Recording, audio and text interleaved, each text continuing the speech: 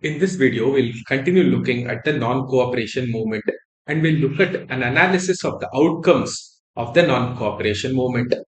The non-cooperation movement was one of the three defining mega movements under Gandhi. The other two were the civil disobedience movement and the Quit India movement that happened in 1942. What were the outcomes that was achieved by the non-cooperation movement? Gandhi had said that Swaraj would be achieved within a year, but a year came and went. Civil liberties were curtailed, leaders were arrested, the general public saw police brutality. On the ground, nothing much had changed. However, the non cooperation movement could be looked at as a success on many counts, even if it did not achieve the end goal that it set out to. Dufferin, in 1888, the then British Viceroy, had said that Congress represented only a microscopic minority. Remember, Congress had taken birth only in 1885. So in 1888, Dufferin said that Congress represented only a microscopic minority. The Swadeshi movement from 1903 to 1908 under Tilak and Gokhale had dispelled that notion. The non cooperation movement put an end to any such nonsense that the British could cook up. After the Swadeshi movement, it was the next big movement that captured the national sentiment, that is, the non cooperation movement. Most of the states were quite active. Some were less active than the others, but one could hardly say that all was quiet in any region of the country. The Muslims also saw the British as being treacherous.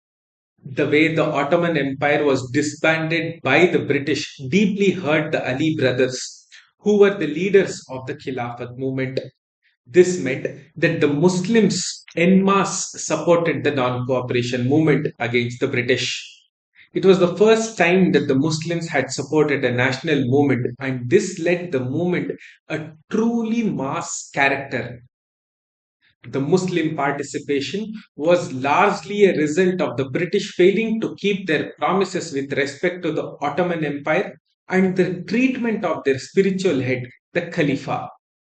Sadly, in the years to come, the Muslims would not be part of the mainstream national movements as they were during the non cooperation movements. The leaders of the Muslim movements in India always saw themselves to be a part of the larger Muslim brotherhood, and they did not necessarily see themselves as a part of a single united narrative. The Muslim leadership always tried to only view the benefits that its community would have rather than to look at the benefits that their actions would accrue to the nation as a whole. This short sightedness would eventually make it very easy for the British to create communal tensions. In fact, it would eventually lead to the partition of the country and the resultant death of millions of people. Gandhi, after calling off the non cooperation movement, would go on to write an article in Young India saying that the non cooperation movement is the beginning of a fight that would end with India's independence. The next big mass movement from Gandhi would have to wait for another 8 years. Then would come the civil disobedience movement. This concludes non cooperation movement. Thank you.